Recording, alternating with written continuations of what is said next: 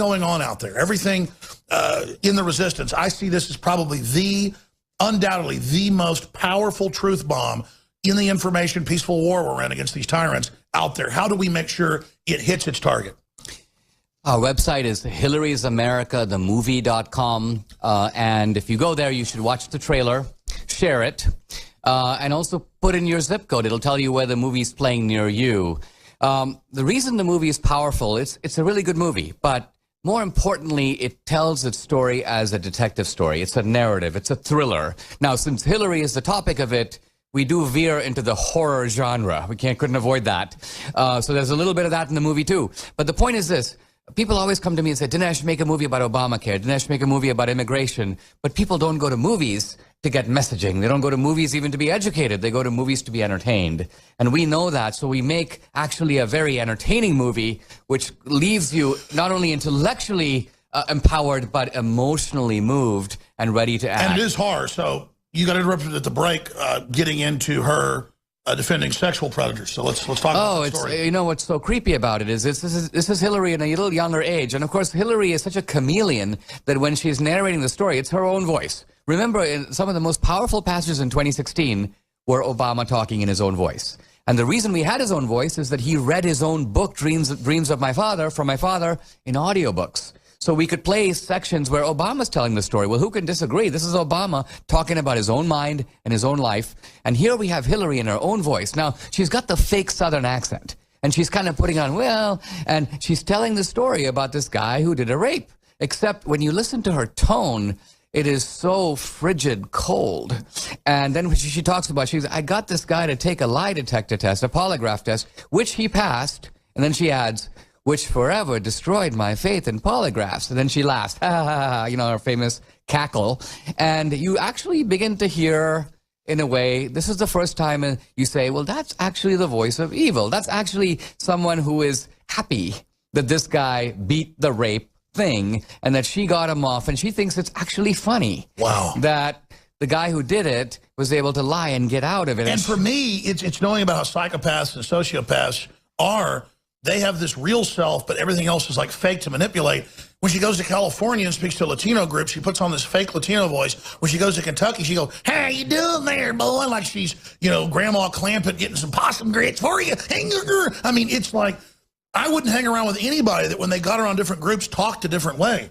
I mean, it is bizarre to show that that's what psychopaths do. And I think she's a psychopath. I think she's a full-blown psychopath, is that they do feel this need to just put on these fake acts. It's very creepy. What do you think?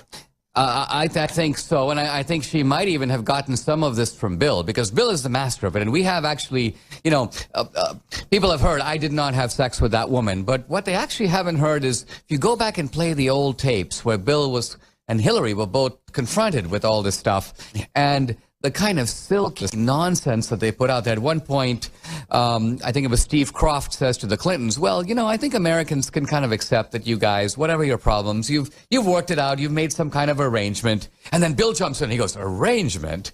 We don't have an arrangement. We love each other. We have a marriage. Yeah. It's totally different. Yeah, she's not, you know, banging 3 chicks a day like me too. I mean, you know. I mean, so I think what you do is, you know, what I try to do with these movies, at the end of the day, it's about peering into their soul. And with the Obama movie, I tried to get Obama. At the end of the day, it's not just about his policies. Yesterday, he's out to bring America down. Yeah, I mean, yesterday, Christie stood up and recited the indictment against Hillary. Boom, point 1, point 2, point 3. And this is the Republican thing. You make a kind of legal indictment. But it's even more powerful if you can pull people into a narrative where they can understand Hillary as a person. They kind of get her, and then they realize what we're dealing with. I agree. Well, that's why Megyn Kelly, I don't want to get off on a jag. I've watched her. I see her on that sinister power trip. It's that Jezebelian energy.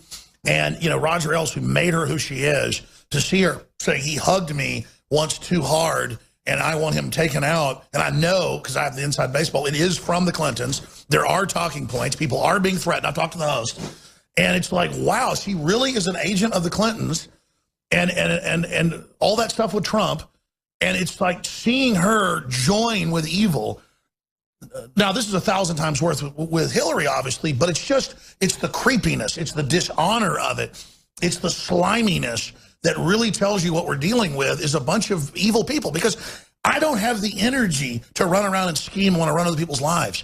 I don't have the energy, and I study these evil people. They enjoy, like you said earlier, running other people's lives, knowing what you're doing, controlling you, ruining you, just because they're, quite frankly, jealous of you. And they're jealous of America. They're jealous of free market. They're jealous of open, free societies compared to everything else. Not saying we're perfect. And that's what you said in your first film, I think, is it's like they want to mount our head on the wall. It's like they want to say, you know, they basically kicked our butt, Dinesh. But you know what? They haven't, have they? Well, Hillary and Bill grew up in an America where the most successful people are the creative people that come up with new stuff. Yeah. Someone invents the iPhone and makes people's lives better. People happily drive in their car and give them money. They create scams. They don't. Well. These guys realize we can't do that, but that doesn't mean we don't have other talents. Our talents are in stirring up resentment, mobilizing it against these wealth creators. And so there's this kind of secret war in our society between productive people who create wealth, not just the entrepreneurs, the workers too, on the one hand, and on the other hand... Well, they want the workers poor. That's why they want to bring in the population to drive down wages. And these guys, this kind of class of people, they're powerful in academia, in the media, in Hollywood, and these community organizers, and you've got an alliance of these guys. That's it. And I realize being around them more and more over these years, they actually know what they're doing. I always thought a lot of them were just idiots. They know that they're creeping around, manipulating everyone. They're good at what they do. I mean, Obama, look, people say Obama's an nincompoop, he can't read from the teleprompter. The truth of it is, Obama has moved America a lot closer to his goals. He has undone... He's almost destroyed it. He has weakened us. He has undermined our economy. He's doubled our national debt. There's places in the world where nothing could happen without America's say-so. And today, America has almost no influence in the region. We have very little influence. People say, oh, good, we were arrogant. Yeah, but now it's the globalists running America who are all these shadowy groups you can't even do. I mean, it's 10 times worse. It's and worse. The communist Chinese now are like dictating to Hollywood what they can put out and like spiking Savage's book. We personally have run into the communist Chinese now trying to manipulate in the U.S. on us. I mean, they have got some tentacles, my friend. And people say, you know, what's Hillary's view of national security? As if Hillary has a national security doctrine. Hillary has no national security doctrine. Hillary's national security doctrine is the following. The United States has a great big pile of wealth and a great big pile of power. And she can broker the sale of it. Yeah, let me just help myself to as much of it as I can, and everything else is a distraction. And she's presiding over the auction. She is, exactly, and everything else is a nuisance. It's like an estate sale. That's why she was like, what difference? Because the point is, to her, it's an annoyance. It's like, what?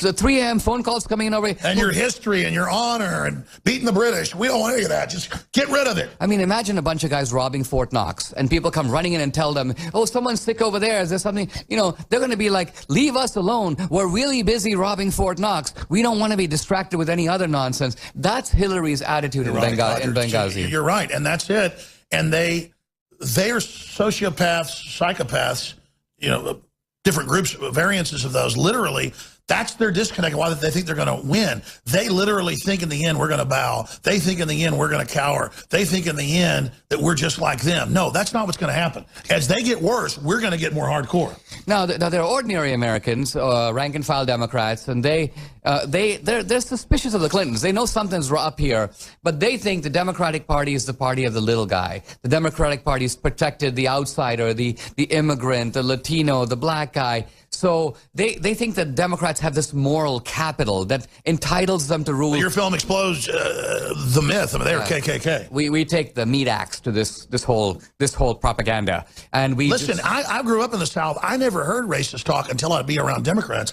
And Democrats are the most, and even the quote minorities that are Democrats are like race managers. They know their job. The racism in the South was itself fomented by the Democratic Party. If you wonder, did the South just actually genetically people are more racist? No. The Democratic Party set white supremacy as its goal and fomented racism in the South for 100 years. On record to keep white farmers down.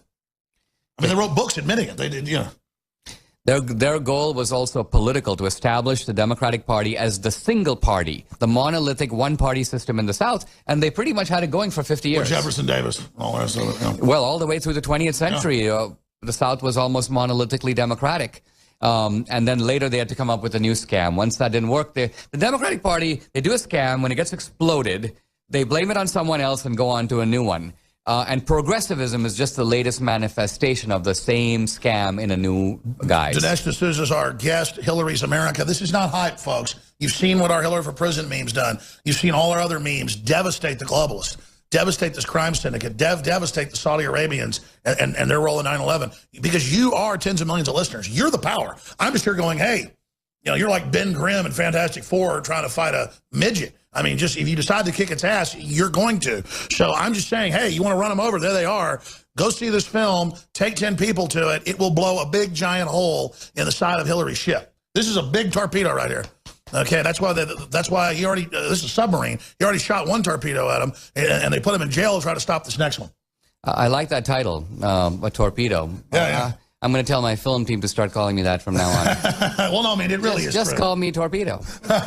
Well, because that's what we do. Well, it's the truth, though. And what's great about this is, I mean, I bet you really are. I mean, do you feel satisfied? People ask, are you proud, Alex, what you've done? No, I'm satisfied because, you know, I'm not a crook. I mean, people call me a big, sentimental and stuff. Yeah, you know what? I do get a tear in my eye when they have the national anthem. Well, it's also, you know, from a film point of view, just looking at it artistically, a lot of times Republicans are on the defensive. Oh, we didn't do that. We're not really guilty of this. No, we didn't make too much money. Oh, we earned the money we made. A really good film is a film that is on the attack from the beginning and never lets up. Exactly. And that's what this film does. It apologizes for nothing. There's nothing to apologize for. That's like me when people call me racist. I haven't done anything. I get mad at them. I'm not going to grovel and like virtue signal. So we just open the artillery from the beginning. We never stop. It gets actually more devastating as we go along. Now, the Democrats are kind of like lawyers, and think of what lawyers do. Lawyers will be like, my client was nowhere to be seen on the site of the murder.